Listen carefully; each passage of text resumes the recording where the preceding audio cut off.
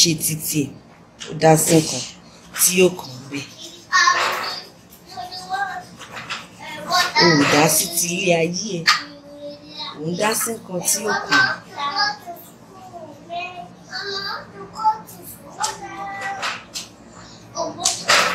Next week, ò ń dá sí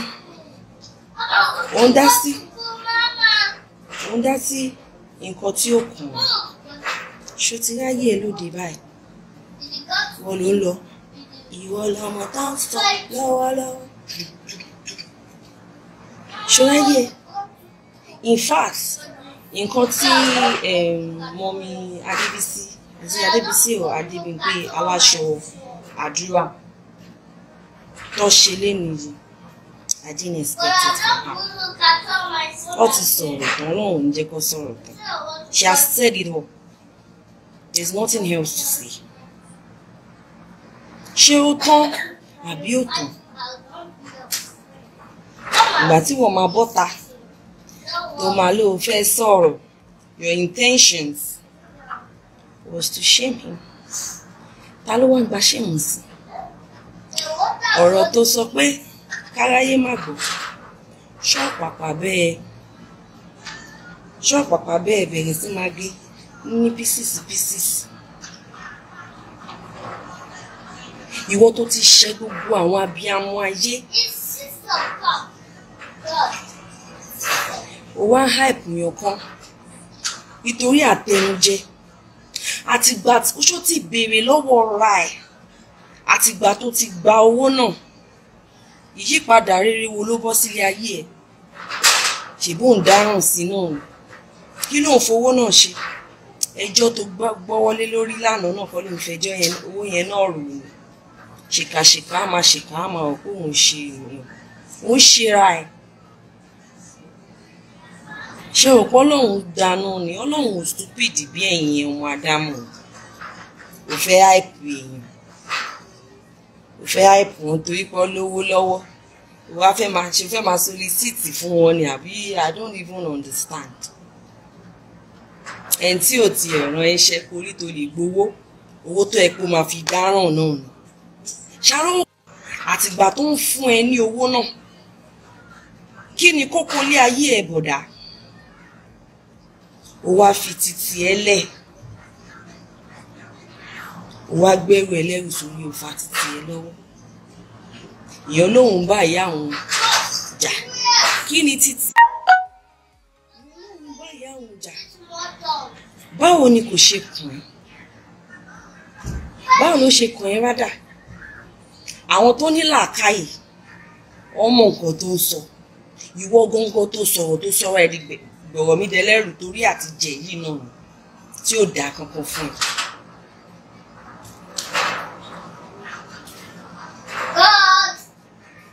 O lè gbárù ẹ.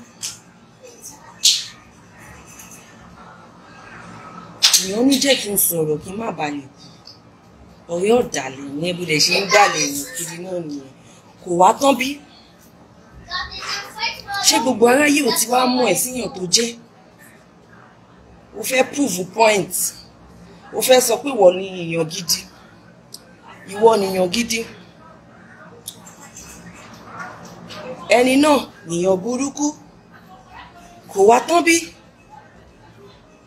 Ṣó tí pé àwọn èèyàn rẹ̀ kẹ̀. Ṣùgbọ́n lọ́wọ́ ṣó mọ́mí aláṣọ àdúrà Adébímpé. She has said it all.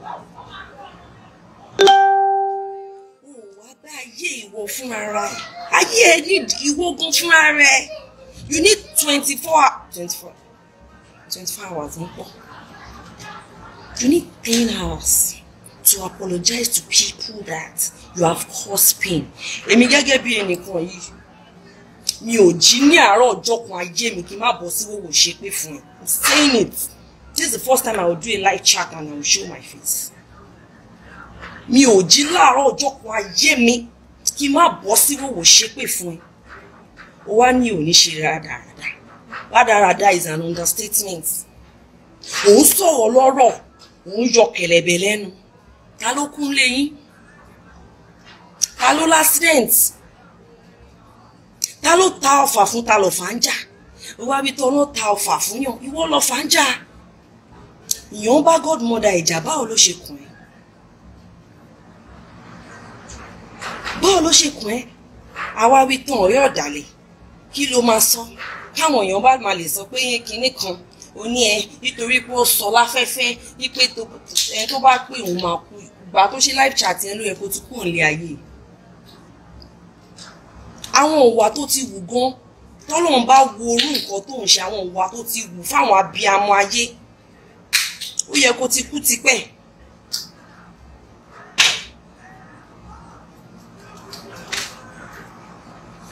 One jábọ́ ẹnu ojoko you I can't believe you spent that long on a live chat so ọ̀rọ̀ ń gbé lẹ́nu ẹ why not put that energy on nǹkan tó wà ńlẹ̀ put that energy bó ṣe ń bọ̀ tó ń ṣe tó ń yọ ìtọ́lẹ́nu lo energy yẹn lórí ọ̀rọ̀ tó wà ńlẹ̀ yìí ṣáàbíamọ wá ní màmá tẹ́ ń sọ I'm a victim too now. Mo ṣá ní àmúre tán fún mi church wọn àti fìlà níjọ́ tí mo lọ church wọn ó ìwà ń bíbà. Mo ṣá gbìyànjú láti bá màmá yìí sọ̀rọ̀. Gbogbo time tó ń ṣorí burúkú kọ́rọ̀ tó dé social media ṣé mi ò wá bí máa ṣe rí ìtumọ̀ yẹn.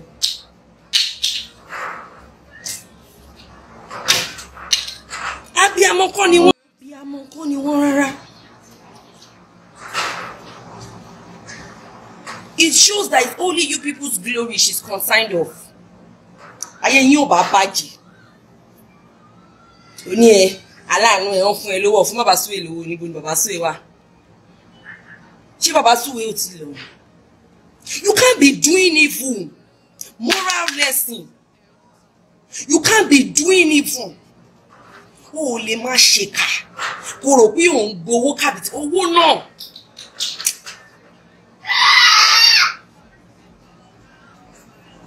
Owó náà ò ní fi owó yẹn ṣe nǹkan gidi torí àdàbíàdà ìyẹn fún ẹ lówó ó ti gbàgbé ni have you forgotten so you are unhappy ipò kọ́ọ̀lì yàn kan out pé ó ń fún yàn kan lówó ó dàárín èmi àti ìyá àti tèmi ó adopted mother mi ṣé ó dàárín wa rú ni and you knew how much I was achieving for her ṣé ó dàárín wa rú ni because she was just mad at you. And what she said is true now. Ṣé kò wá tán bí báyìí?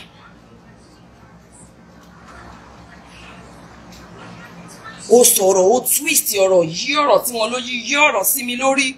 Ó mú ẹ̀yìn àwọn méjèèjì ó kọ́ báyìí. Same thing you did with aláàánú mi Yétúndé. Mi ò lè gbàgbé tí máa fi kú. Ó twist ọ̀rọ̀. My adopted mom, that's the woman that sent me to school. She accommodated me. She fed me. Sí irun orí mi. Ó dẹ̀ tú wa ká. Tí kò mọ̀ di ní yìí tá à ń sọ. Ìwọ wá sọ̀rọ̀ yàn kan pa godmother yàn kan.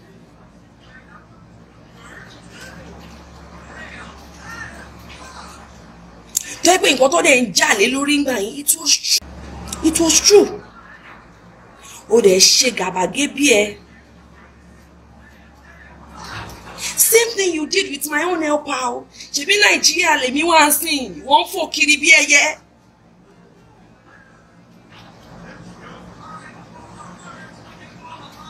Ó sọ mí di nǹkan tó fẹ́ sọ mí dàtún. Ó wá mẹ́jọ èèyàn kan òun mú rò, ṣó tọ́ sí ẹ, bọ̀dá. Àwa wí tán wá sọ pé baby, when you are your baby mama, she now scold you. Má wo. Tí bá ti ń dákẹ́ fún ẹ láti jọ yìí. Gbàgbé bó ṣe ṣẹlẹ̀ o. She scorned you. Did she solve the solution? Ìgbà tó sọ̀rọ̀ sí ẹ tí ibi tó ní ìwà tí baby bá máa kan tẹjà. Ìgbà tó sọ̀rọ̀ sí ẹ ṣó change matter. How is the matter going? Ṣé ìwọ fúnra ra ẹ? Genesis ò ṣètò ẹ̀ náà. Ìyàn gidi ṣì ní Genesis. Ìwọ fúnra ra ẹ. Can you boldly come out? Boy, come out. That energy you used to come out. And to man so to toro niye. Àwọn kìnìkan boldly come out and come and say nǹkan tó ti ń ṣe láti join ní underg. Wá sọ kó wá tag mama yín.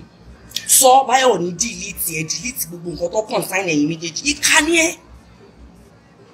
Ó dẹ̀ ti ṣe ran ọ̀rẹ́ Genesis. Ó ní ẹ ìgbà tó gba award pattern yẹn. Ara pattern ni. Pattern ni. Gbogbo ẹnu ẹ tó dẹ̀ ń wá tó náà. Kò ṣe pé ní àti gbogbo nǹkan tó sọ lánàá yẹn náà. Kí ló jọ mọ́ owó yìí náà ni.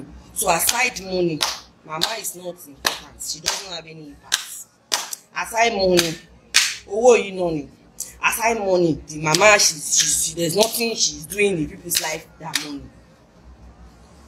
Owó yẹn ò ṣe ní kí Genesis má lọ sí jail àbí lọ́lọ́lọ́.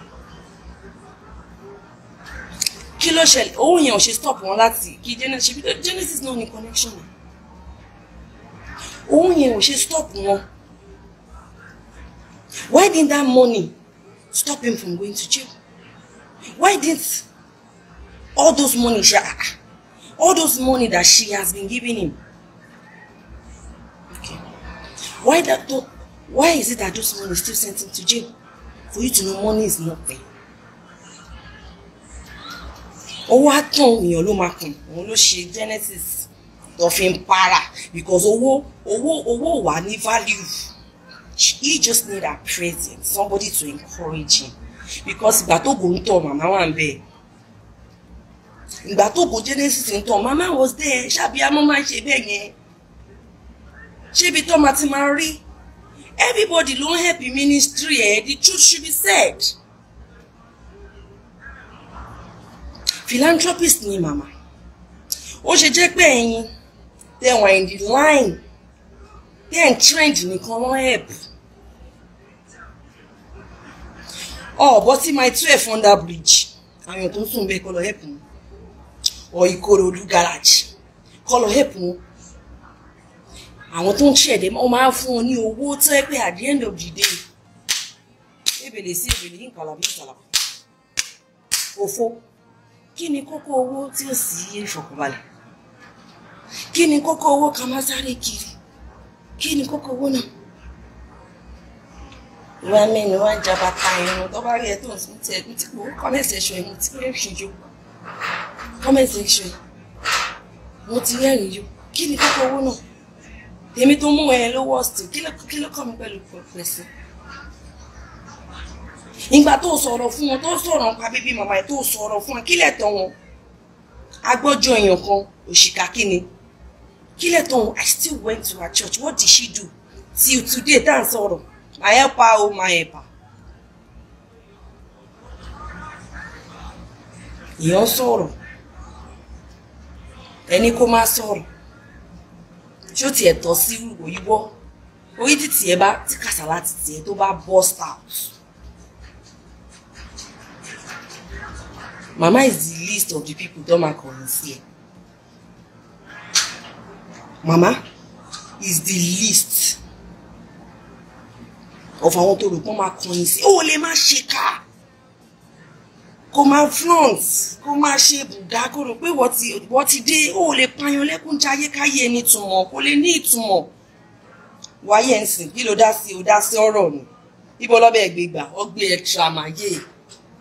Bó ṣe máa gbé ẹ lọ nìyẹn tó bá yá ẹ. Wàá ṣe nǹkan tó wà right. You see what you said. Another person can say it. Tọ́lẹ̀ tí wọ́n máa support ẹni náà yes now ẹni yìí right kò yẹ kó bá màmá yẹn sọ̀rọ̀ bẹ́ẹ̀ kíníkan. But why people are against it is because it is coming from you. Because you are evil. You are evil. And by now, you should know that. Tiembo Luluabi. Or delete or block for life. Because kò tẹ́ni tó máa gbọ́ nǹkan tí wọ́n fúnra ẹ̀. You said you can't say it. Mo challenge ye. I challenge you. 24 hours. Brother, agbọ̀rọ̀dùn is a Oscar. Mo fún ẹ ní 24 hours kó lọ sọ fún màmá ẹ. Ìyá ẹ tó gbé sórí.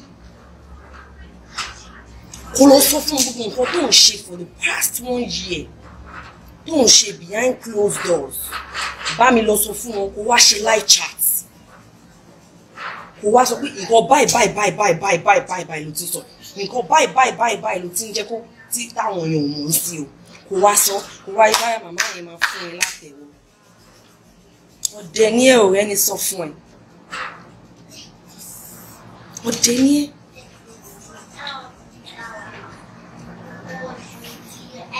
Ọdẹ ní ẹ. O bá ti máa fi tèmi sí. O bá ti máa jì mí mú màá ẹ pa ẹ. Ọdẹ ní ẹ o. Everybody náà ń sọ̀rọ̀. Ògo social media náà ń sọ̀rọ̀. Ó mà ṣe o. Mo fara ẹ̀wé Genesis.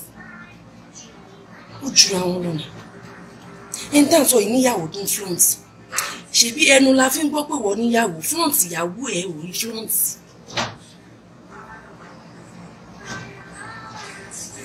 O tún dáná tán. O tún ní solution sí problem ẹ. And you come out to talk about one person as if she's a messiah.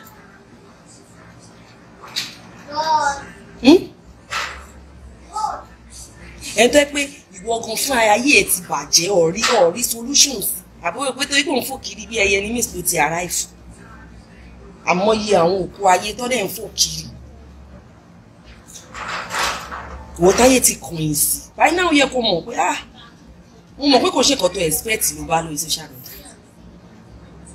Ìjọba mú prank gbé wọ́n fẹ́ pẹ́ ṣe driver ilé ṣe kò ṣàfẹ́ wà relevant àwọn èèyàn àwọn stupid people bíi tiẹ̀ tọ́gọ̀ náà. Wọ́n ṣe driver ilé ṣe mú crop glass dání tani ò bá ju glass ni. Line mi ni o ti gbàgbé pé acting school ni mo lọ ní.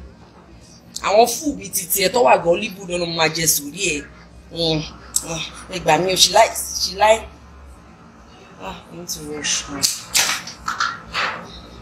Should I retain him or should I? What is that? Should I retain him or should I sack him? Oh, ti ẹ̀ mọ̀ theater àti online tó ń ṣe. Uncle, 24 hours náà làwọn abiyamọ fún ẹ tó ti ṣe 24 hours ní kò fi kí ìwọ náà ṣe tó bẹ́ẹ̀.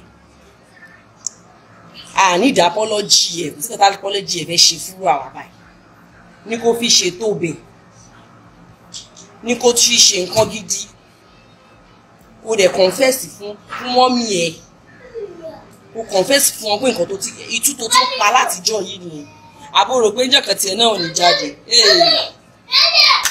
ṣíọ wọ́n tó bá jáde jẹ́ẹ̀lì dáná ṣèbọ́ ti dé. Well, my own candid advice to Pastor Genesis, you know who is real now, you know who is fake. Ibi tó bá ti ń dùn lè máa ti ní àwọn bọ̀dá yẹn o, ẹyẹ ni wọ́n o. Ibi tó bá ti ń dùn tó ti fi nǹkan sílẹ̀ tó lè fẹnu hàn, òun lè máa ti rí wọn o. Ọ̀dàlẹ̀ pro mass gidi ni wọ́n. Kú after live chat o tá pé bí ó bẹ ṣe gégùn lọ́tà yẹn o ò lè pe ọ̀rẹ́ ẹ lórí fún ikú báwo ló ṣe fẹ́ kú ṣé bó ṣe máa ń kú nìyẹn tá pé bó ṣe máa ń kú nìyẹn kò ti kú tipẹ́ tá pé báwọn èèyàn ṣe máa ń kú real life nìyẹn pé tíyàn bá ti ṣe nǹkan burúkú ọ̀tọ̀ bá ti ṣépè fún yàn wọ́n á ti kú kémi tó mọ ẹ̀ tó máa ti gbà tó tí ì ṣorí burúkú sí bọ́ọ̀lù wọ́n á ti kú tipẹ́ ìwọ ń bẹ̀rù ikú ìwọ tó pé ikú gangan lórúkọ ẹ ìwọ tó pé ẹni Nàìjíríà I wish I can flash back kí wọ́n lose memory mi kí tiẹ̀ má rántí pé mo jírí ẹ rí ìwọ apẹnilẹ́kúnjayé ìwọ náà ń sọ̀rọ̀ èèyàn gbé ló ń ga tọ́ lẹ́nu ló ń sọ̀rọ̀ ìyẹn ló ń bí ẹ́ aṣínú ẹ̀sìn ẹ̀ ò bá dé ṣètò pàpà trend báyìí congratulation ó ti pàpà public opinion ṣáà ló wá sọ tinú ẹ̀ irú àwa yìí náà àwa sọ tinú wa ṣó ti pàpà trend obi tó gbé ẹlẹ́. God bless that mommy Alasha. I didn't even expect her to. Ó kọ̀ ẹ́ pé mi ò like orúkọ àwọn ọmọ mi tẹ́ dárúkọ mà ẹ̀ka ẹ̀ má ṣe bẹ́ẹ̀ mọ́. Mi ò like gbogbo nǹkan tó ti ń ṣe fún mi látàárọ̀ lórí ìṣiṣẹ́ àmì orúkọ àwọn ọmọ mi tẹ́ dá sí ẹjọ́ tó lọ lọ́hùn ẹ̀ka ti dárúkọ àwọn ọmọ mi. But you said, in fact, God bless you for all you said. Orí yẹn sọ. Orí yẹn ṣe. So the truth, what define being truthful?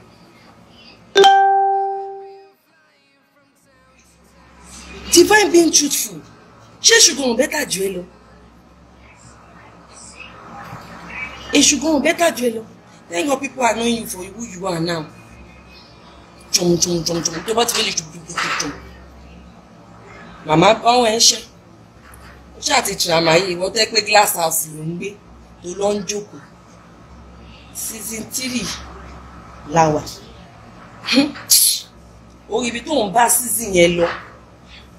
Ọlọ́run abẹ́ ṣe. Mo mọ̀ pé o stupid.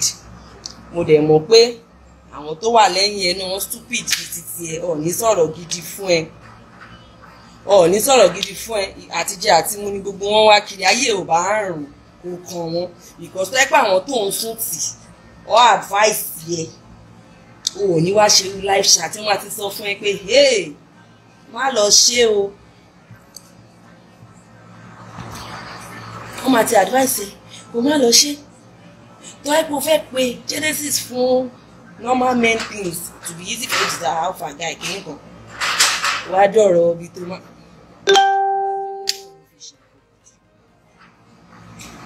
Tó bá gbowó náà ọ̀gádé ò ní fi ṣe nǹkan gidi ó máa ṣèkà fúnrú àwa yìí nínú ayé pé o fẹ́ ṣe ìkà Ọlọ́run máa fi máa gbé àwa sókè wàá dẹ̀ máa tẹ̀ sí ṣékáṣéká o lè ṣe káyé ẹ̀ má bàjẹ́ gbàgbé bó ṣe ṣẹlẹ̀ kí ló sọ ó bíra ẹ láàárọ̀ yìí kí ló sọ lálẹ́ àná ibo lọ gbé ẹ lọ wọ́n máa rántí fún ẹ ó rántí ẹ wá sọ Ọlọ́run di nǹkan tẹ́ fi ń ta kite ẹ sọ Ọlọ́run ní nǹkan tẹ́ fi ń fù láwọn èèyàn ẹ sọ Ọlọ́run di no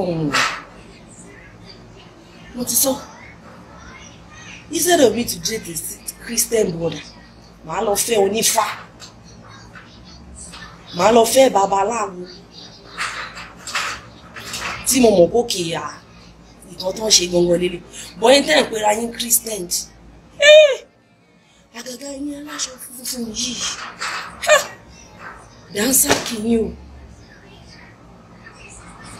kò sí nǹkan tẹ́ ẹ lè dá lára everything for the money church service náà ẹ lè gba 7 offerings owó ṣe owó ìdúró owó omi owó iná owó gbá owó yìí náà ni kí ló ṣẹlẹ̀ kí ló dé owó yìí náà ni owó yìí náà ló bá dé ọ̀rọ̀ tó wà nílẹ̀ yìí sí owó náà ló ń wá tó pàpàdé flyer yam scatter owó yìí náà ni ẹ jẹ́ ká máa ṣe nǹkan tó dáa ẹ jẹ́ ká máa ṣe nǹkan tó dáa orúkọ gidi ó sọ di wúrà àti fàdákà lọ.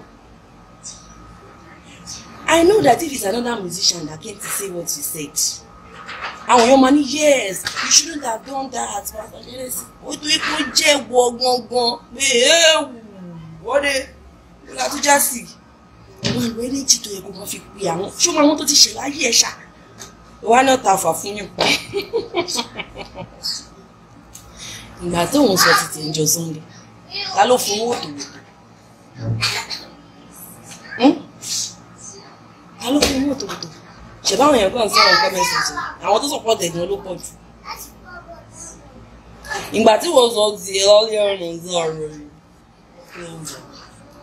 sórí bó ṣe gbà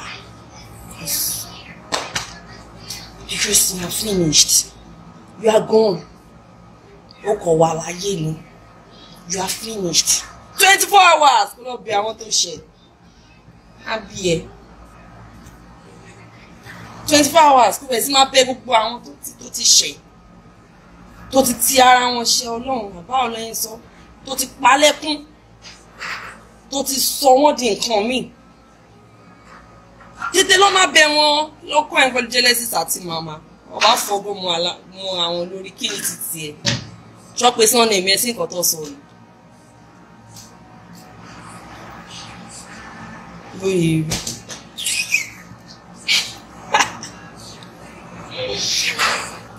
God, oh. God is good. God is good. God is awesome. Why will be a thing she was dancing? She should not talk, she should not talk, she should not talk, she should not talk, she should not talk, she should not talk. Show papa baby mama now. Ṣé mi ni mo talk báyìí. Àbó tí mo ṣe o. Mommy yo. Oh, tí mo ṣe o. Oh, tí mo ṣe o. Hey. Èmi kan wo ṣó yẹn mo dé ké fún ìgbà ló ṣẹlẹ̀. Mo wo ṣó yẹn mo pé kí ló ṣẹlẹ̀? Kí ló lè tó yìí? Mo ẹ finish ẹ o. Oh, de parọ́ mọ́ ẹ. Tó tọrọ. Mo lọ fi finish ẹ. Tó tọrọ. Mo lọ fi finish ẹ. Go and change. Go and change. Go and change and confess your sin to Mama. Let's start from Mama. Yeah,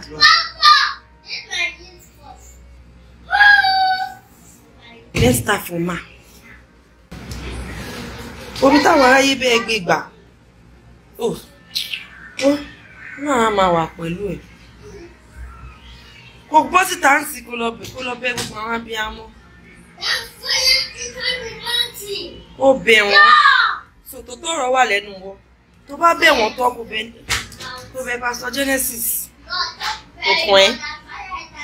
Nǹkan tó kún ẹ́ làwọn ní kò dá sí. Nǹkan tó kún ẹ́ ni kò lọ tún ṣe. Shop Telebetwe when I was in Nigeria.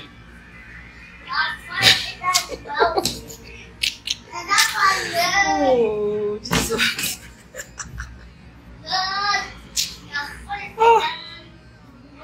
Ọ̀tún kò máa ń dùn mí fọ́lọ́run pé ó máa ń pẹ́ kó tó jà.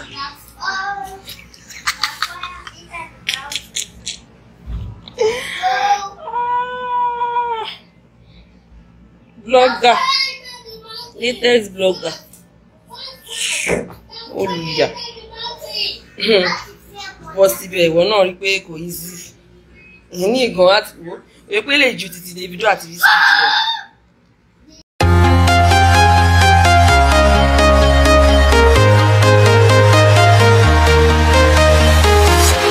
I'm walking alone, the streets are empty. The only thing I can see is my own silhouette.